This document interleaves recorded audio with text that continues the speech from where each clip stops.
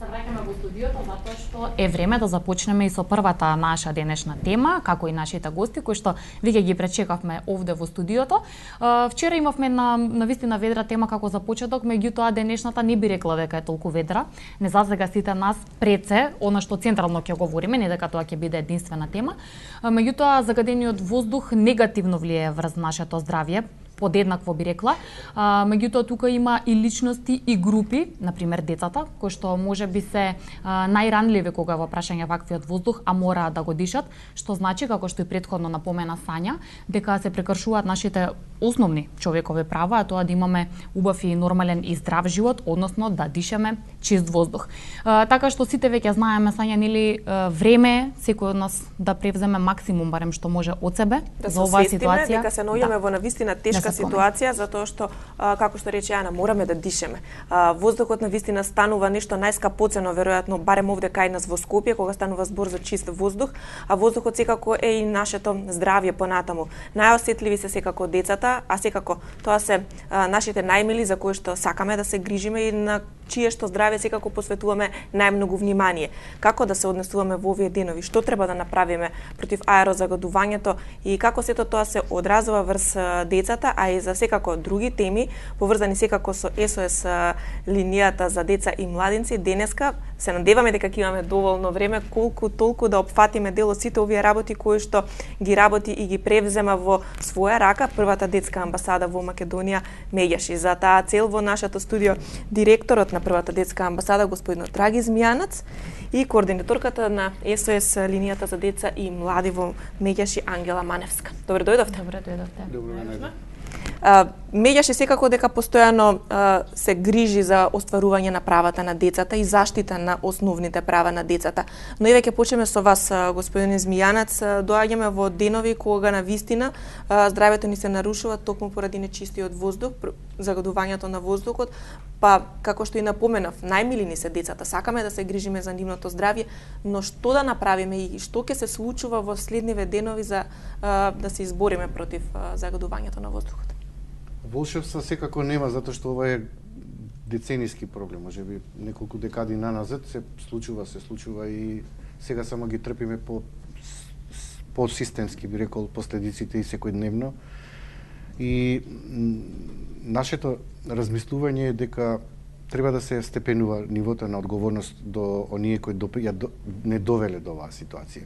Значи, инцидентни мерки, како што се превземаат, нема да вродат голем плод и резултат, затоа што знаете дека децата мора да одат во градинка, мора да одат на училиште, родителите екзистенцијата мора да ја обезбедат и што да превземеме, да бидат дома, било кое населено место во Скопје е веќе загадено. Не е само Скопје проблем и Тетово, Куманово, Кавадарци, Битола. Значи, веќе Македонија се рангира на меѓу високите 20 места на најзагаден регион на живење. И сега, ако вие замислите да сте работник во било која фабрика каде што знаете дека свесно се загадувате, а обезбедувате екзистенција. Така да целото население во овие градови што ги напоменав се жртви на тоа дека нивната екзистенција е доведена во прашање, а покрај тоа е најелементарното право на живот, како што кажавте. Ако ви е загрозено правото на живот, за какви други права ќе говориме? Право на образование, право на здравје, право на воспитување, на правилен раст и развој на детето, кога не само демалите деца, и трудниците, и хронично болните, и многу луѓе, ако веќе градските власти велат хронично болните и бремените жени да не одат на работа, било кај да живеат, тие се подеднакво контаминирани и загадени од частичките кои ние секојдневно мора да дишеме, мора да дишуваме. Ние символично го дигнавме нашиот глас оваа порака. Мир е кога можам да дишам чист воздух. Многумина веројатно мирот не го поврзуваат со ова елементарно право на живот, меѓутоа забележувате дека навистина секој од нас во секојдневието се среќава со тоа дека не се чувствува пријатно во градите и во целиот респираторен систем, едноставно и не е продуктивен и работоспособен. Ако не си продуктивен и не си работоспособен, каков бенефит има заедницата од нас во таква една загадена средина, кога ние не можеме прво за себе да водиме грижа, а исто така ни за нашите најмали децата. И сега што? Сите да си селиме од Скопје, Куманово, Тетово, Кавадарци и Битола, каде да одиме? Тие што се имотни ќе одидат на планина, малце ќе подишат чист воздух, но пак ќе се вратат, ќе се контаминираат. Значи решенијата со и јавен превоз, и со пар не пар. Едноставно јас како дете можам да се сетам во местото каде што сум живеел, имало големи тревни површини, имало дрва на сите улици и немало толкави урбани населени места со толкави згради каде што Скопје едноставно не може ни да се проветри ни да диши. Среќа наше што ги имаме двете реки Вардар и Треска, меѓутоа вие ако забележувате колку се урбанизира Скопје и колку има миграција од другите градови во Скопје, па сите што ќе дојдат во Скопје ја однапред ни велам дека се жртви. Жртви на подолг рок, значи на краток бенефит ќе имаат економска бенефит. Скопје дава можности за економски образовани било каков просперитет, но од здравствен аспект сите сме жртви и мислам дека треба да се бара системско решение на подолги патеки. А тоа е едноставно на Скопје му треба кислород. На кислород не се обезбедува со бетон и со згради. Значи што повеќе тревни површини, што едноставно Скопје веќе е толку пренаселено да луѓето и кога користат огрев, користат било што да најдат социјалата и сиромаштијата е на високо ниво застапеност и всушност и нашиот СОС телефон дели дека сиромаштијата е меѓу првите 5 проблеми со кои се среќаваат децата, така да сиромаштија, здравје едно со друго си оди и тогаш ќе си платиме цена. Иначе вие одите во било која клиника, ќе видите дека се преполни со деца кои имаат проблеми со респираторните органи и дека навистина кога се они во таа возраст не само што дишат позабрзано, него тоа може да се одрази и со трајни последици по нивното здравје. Тука треба да се солидаризираме сите. Нема тука компромис, нема отстапки. И лекарите, и педиатрите, и граѓаните, и родителите, и граѓанскиот сектор едноставно треба да се мобилизираме во изноѓање на не краткорочни мерки, него долгорочни мерки да ја обврзиме било која структура мораме да на градска и државна да ги почитуваат нашите барања кои ќе бидат испорачени конкретно. Ние се ќе се формира една неформална коалиција на повеќе граѓански организации и граѓански активисти кои го креваат веќе поинтензивно гласот и ќе испорачаме конкретни мерки кои треба да се почитуваат во наредниот период од страна на граѓаните, бидејќи во оваа држава под број 1 треба да се граѓаните, а пред се децата. Така, децата на прво место и нивната иднина, за да овие загадувања сега што имаме со воздухот секако ги намалиме, да најдеме некое решение, затоа што она што денес не се случува секако ќе предизвика проблеми понатаму. Тек ќе ги гледаме допрва проблемите кои што ни ги носи ова загадување. Ќе стават на листата во Комитетот за правата на детето, каде што Македонија е една од ретките земји каде што е доведена во прашање правото на живот. Што е навистина сериозно. СОС линија за деца и млади функционира, ќе ни кажете од кога, простор каде што можат да се пријавуваат и да се говори за овие проблеми, особено кога станува збор прекршување на правата на најмладите и на децата и на младите. Ќе кажете најпрво колку време веќе ова можат да го сторат сите оние кои што ќе почувствуваат и потреба, меѓутоа и други кои што имаат некаква одговорност тоа да го сторат, бидејќи не секогаш оние кои што директно имаат проблем се одлучуваат да се јават. Така што веројатно навистина значаен простор кој што мора да го имаат оние на кои што им е неопходен. Убаво кажавте, простор. Еден простор каде што децата може да се обратат, возрастните може да се обратат и сите оние загрижени граѓани или членови од потесното семејство, ако се загрижени за можно прекршување на правото на некое дете. Оваа СОС линија функционира скоро па од самиот почеток на Детската амбасада Мегешчи со извештајот за 2016 година. Заклучивме 23 години од постојање на оваа СОС линија и каде што се регистрирани повеќе од 20.000 повици. За жал, би рекла, тие повици се континуирани од година на година, бројот варира, но секогаш постојат. Освен тоа што, како што убаво кажавте и самата, простор представува и еден промотер на детските права и една сигурна средина каде што децата можат да се јават да ги кажат своите проблеми, меѓутоа како што и напоменав и претходно, не само децата, туку и возрастните, членови од нивните семејство и загрижени граѓани. кој што претпоставувам дека сега тука сите сакаме и најдобро ќе биде доколку јавувањата се во што помал број, во смисла да нема реални проблеми, меѓутоа од друга страна треба да биде нивниот број голем ако постојат навистина проблеми, затоа што мора од некаде да се почне со нивното решавање. Во таа смисла колку навистина помага овој простор што се однесува до постоечките проблеми и дали навистина постојат и одговорни граѓани кои што се свесни колку е важно тоа нивно јавување за нештата да пред се почнат од некаде да се променуваат кон подобро. Има повеќе функции, све телефонот, една од главните функции би рекол освен тоа што се застапуваме за децата и во институции каде што се представуваме и каде што функционираме како медиатори помеѓу граѓаните и надлежните институции, исто така исто е телефонот едно место каде што децата, па и возрастните можат едноставно да се искажат. За многу луѓе SOS телефонот е можеби првото место каде што тие го пријавуваат својот проблем, да речеме кога станува збор за семејно насилство, можеби токму јас како операторка или некој од волонтерите можеби се првите кои што го слушаат тој проблем и со самото тоа кажување детето па и возрастниот се растеретува од тоа. Тоа е можеби една од главните функции на SOS телефонот, затоа што луѓето многу често не имаат каде тоа да го кажат. Да. Другата функција како што напоменав и претходно, застапување за децата и за детските права. Значи кога ќе ги добиеме ние тие дојави, веднаш постапуваме по најдобар интерес на детето, без разлика дали тоа станува збор за некаква јавна реакција во вид на соопштение, некаква било каква реакција во јавноста или пак дописи до надлежни институции.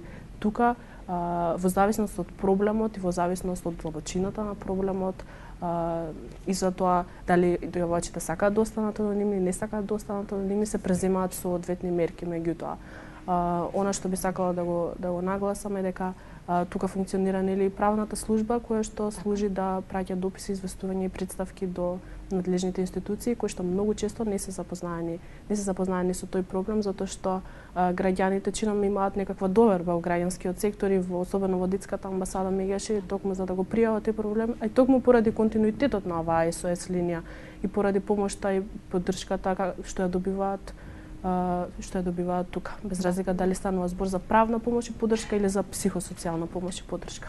И тука секако ќе ги поканеме и гледачите на Македонија денес, секако доколку сакаат имаат некое прашање и нашите телефонски линии се отворени, секако ги очекуваме вашите јавувања. Ние продолжуваме понатаму. Ангела убаво ни кажа дека SOS детската линија навистина постои можеби прво за некого единствено место каде да се обратат за помош. Што вели извештајот? Кои права на децата се најчесто прекршувани кога станува збор за нивните јавувања, контактите, советите кои што ги бараат и помошта? Каде се најранливи овие категории?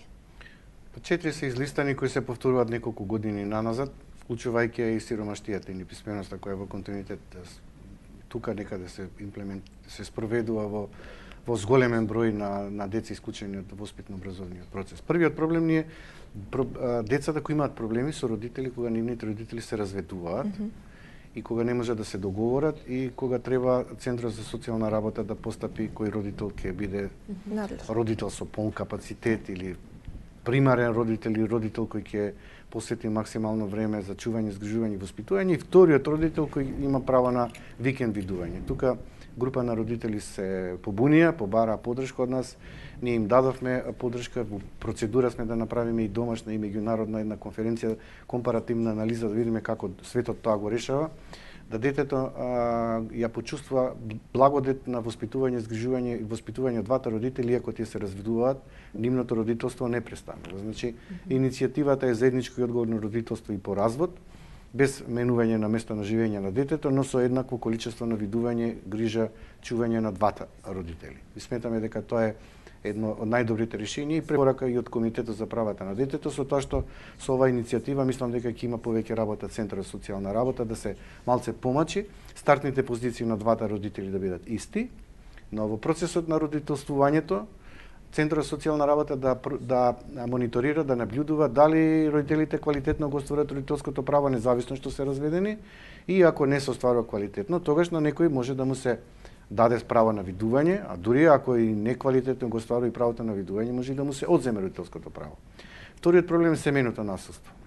Многу често забележуваат дека жените се жртви на семејно насилство, во поголем број би рекол 75 до 80 мажите се насилници, меѓутоа малце се потенцира дека во средината каде што мајката или жената е жртва на семејно насилство, многу често директно и многу потешко траумите ги поднесува и детето, и целото семејство на жртвата. И дека треба се работи паралелно и со сторителот на насилството и со жртвите. Треба да се работи интензивно и од страна на центрите социјална работа околу советување за тоа што значи брачна заедница, какви се одговорности има брачната заедница, значи едно советување бидејќи тоа не е така едноставно, а уште повеќе да се работи и околу тоа кога таа брачна заедница ќе се растури. Многу бара интензивно работење од центрите за социјална работа, какви се последици брачните другари, родители ги трпат кога ќе се разведат и тие и детето. Третиот проблем ни се децата на улица, децата питачи, ама не само деца питачи, туку деца на улица, деца бездомници и деца на улица. Покрај генералниот проблем на злоупотреба на детскиот труд, најголем број питачи има деца кои работат, кои се принудени да заработуваат, принудени од страна на сиромаштијата, принудени од страна на своите родители, а многу често и жртви на организирани мрежи на банди кои го злоупотребуваат детето за остварување на профит.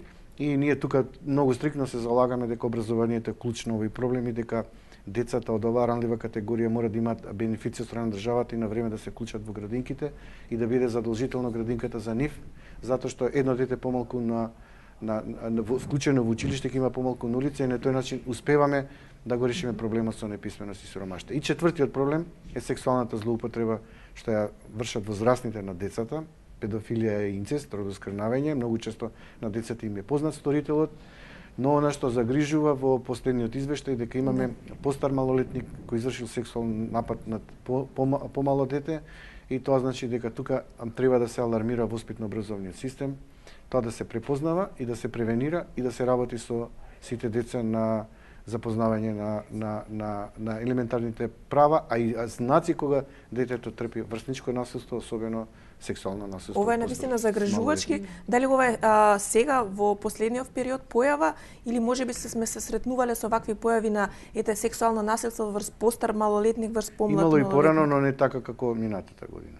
Порано не биле проблематични ситуациите со педофилија и со инцест, родоскрнавање, а оваа година е малолетничкото насилство. Да, навистина загрижувачки во секој поглед, навистина бара особена работа и труд секако на сите социјални установи, пред се мораме да кажеме во образовниот систем загрижување на сите овие деца. Имам едно прашање до Ангела, колку се анонимни јавувачите или пак отворено зборуваат со јавување на својот идентитет кога се јавуваат на СОС линиите? Па има и такви јавувачи. Не би можела да кажам конкретна бројка, но се плашат ли за себе да се пријават со своје име, да ги дадат своите податоци, стравуваат ли или имаат можеби сигурност во вас, во операторите кои што сте таму за нив? Така. Податоците кои што тие ќе не ги дадат, доколку тие побараат да останат анонимни, тие ќе останат анонимни. Меѓутоа, она што е алармантно е што се повеќе граѓани веќе и до толку се имаат јавувано на места, имаат барано некаква помош и поддршка и веќе можеби понекогаш ние сме последното место каде што се јавуваат, не сме секогаш ни првото и кога ќе се јават последно место кај нас веќе име како сакам дури би излегол на телевизија, би излегла пред камерите, зборувам, не би го штитела веќе својот идентитет и тоа е многу алармантно заради тоа што тие луѓе повеќе немаат што да загубат. Ако ние како граѓани, како општество сме дозволиле да тие луѓе така да се чувствуваат да немаат повеќе што да изгубат, тогаш веќе многу тоа е за нас пораз. Тогаш веќе ние многу сме изгубиле. Како ќе оцените состојбата во Македонија што се однесува до свесноста, колку всушност ги прекршуваме правата на децата? Знаеме дека имаме примери каде што тоа се прави со полна свест, за жал. Меѓутоа, претпоставувам дека во секојдневието имаме примери каде што, просто да земеме од страна на родителите се случува правата на децата да бидат прекршени во дадени ситуации можеби несвесно.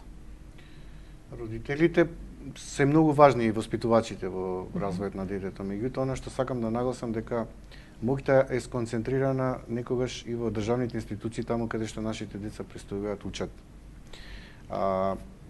Ако затаи одговорното родителство, не може институциите да го препуштат неодговорното однесување на родителот и да се амнестираат од било каква одговорност. А она што сакам да нагласам дека има некои состојби кои се детектирани во државата и каде што ние постојано повторуваме за проблемите, а не се надминуваат. Велиме имаме 1500, 2000 до 4000 деца невидливи, фантом кои може да бидат грабнати, киднапирани, па се надмудрува Министерството за труд и социјална политика со нас дека се евидентирани 330, не сакајќи да сватат дека тоа е евидентирана бројка, а сивата бројка е можеби 1:5, 1:10. Велиме дека има секој дневно 2000 деца на крстосниците кои питачат и чиј труд се злоупотребува. Се прават некои инцидентни решенија со прифатни центри, велиме дека децата по престојот повторно се на улица, нивниот труд се злоупотребува, многу директно, многу конкретно, дека тие деца мора да се вклучат во училиште. Велиме дека локалната самоуправа не е доволно само да води грижа за инфраструктура, дека секој одговорен градоначелник мора да има јасна евиденција колку деца му се во регистарот кои не се вклучени во училиште, дека за училиштето мора да биде решение и клуч на проблемот со злоупотребата на детскиот труд. Велиме дека во Македонија има 18.000 деца кои не се вклучени во училиште и тоа е голем проблем. Во континуитет нема демант или потврда на таа бројка од страна на Државниот завод за статистика или Министерството за образование. Велиме дека 200.000 деца не успеваат да завршат основно или средно училиште и вие што сакате кога имаме неписменост, сиромаштија, злоупотреба на детски труд, имаме криминал, веќе децата се жртви не само на родителите, туку и на системот и системот наместо да биде контролен механизам станува соучесник. Што значи дека вашата генерална оценка, ако добро ве разбрав, е дека не се почитуваат правата на децата. Не се почитуваат. Значи... Не се почитуваат. Ние што ако ги информираме правата на децата, родителите и децата кога затајуваат државните институции таму каде што треба да бидат максимално функционални. Имаме институција Народен преобранител кој ние постојано се допишуваме. Имаме институции Трудов инспектор, постојано се злоупотреба детскиот труд сезонски кога децата осусуваат од училиште. Имаме просветен инспектор кој исто така забележуваме дека не води доволна сметка дали децата се вклучени во училиште. Градоначалниците, како што ви реков, не водат доволна сметка колку деца не одат во нивната општина и не се вклучени во училиште. Едноставно ситуациите се повторуваат, ние ги документираме, ги аргументираме, ги претечуваме во извештај кој го доставуваме до Комитетот за правата на детето во Женева. Од таму стигаат препораки, но нема кој да ги спроведе тие препораки. Ние сме членови на многу комисии државни во Република Македонија. Еве јас сум член на комисијата при владата за правата на децата. Веќе 3 години не се среќа таа комисија, а барам и инсистирам да се сретнеме. Успеавме преку комитетот да добиеме и право на глас да бидат вклучени барем 4 граѓански организации за да се направи проверка што од претходниот извештај од комитетот е спроведено во Република Македонија подобрено. Ние не можеме да направиме оценка на претходните препораки, а сега стигаат нови препораки кои ќе стигнат од граѓанскиот сектор преку Македонската коалиција за правата на детето во Женева, повторно нови препораки и нема кој да ги спроведува. Добро. Имаме проблем со спроведување на конкретните забелешки препораки. Значи, имаме проблем со функционалност и постапување по најдобар интерес на детето. Не само доволно да гласно говориме, него имаме проблем со степен на одговорност. Не се превзема одговорност кога ќе се наруши елементарно право на детето. И во тој степенување на одговорност ние имаме проблем во функционалност. Одговорност секако треба да поиде и од семејството, најпрвено од родителите, а потоа или во целото општество и во целата држава, целиот систем треба да биде одговорен за сето она што се случува. Немаме многу време, дојдовме до самиот крај на вашето денешно гостување, но верувам дека допревме до граѓаните кои што не гледаат. Само да ви кажам, ако се фокусираме кон родителите, така ни е малце полесно. Ја не велам дека родителите не се клучни. Ние сме упатувале кампањи за одговорно родителство, дали денес го гушнавте вашето дете, дали му кажавте колку го сакате, дали денес разговаравте со вашето дете. Меѓутоа, замислете, и родителите сами имаат проблем во начинот на вредносен систем кој е воспоставен да посветат квалитетно време за родителствување со своите деца. Многу работи треба да се променат според она што успеавме денес да го слушнеме. Секако ги поттикнеме, доколку ги има оние деца, родители, млади кои што сакаат да побараат помош, СОС линијата за деца и млади е активна. Вие сте таму да помогнете, нека биде тоа веднаш што почувствуваат некој проблем, веднаш што почувствуваат некоја потреба дека треба да се јаве, да не биде тоа на самиот крај кога е веќе доцна. Ви благодариме. Благодариме и вам. Се надеваме ќе има прилики каде што ќе може и подетално за одредени проблеми да говориме, затоа што сепак во овој случај времето толку не дозволува. Ви благодарам. благодарим уште Ви еднаш. благодариме многу за гостувањето на вам и секако успех во остварувањето на правата на децата, она што е наша желба. А ние ќе продолжиме понатаму, следува стандардно реприза од емисијата Анализа. Денеска секако тоа ќе биде анализата поврзана со спортот и со нашиот колега Владко Арсов, а ние се враќаме веднаш по вестите во 12 часот.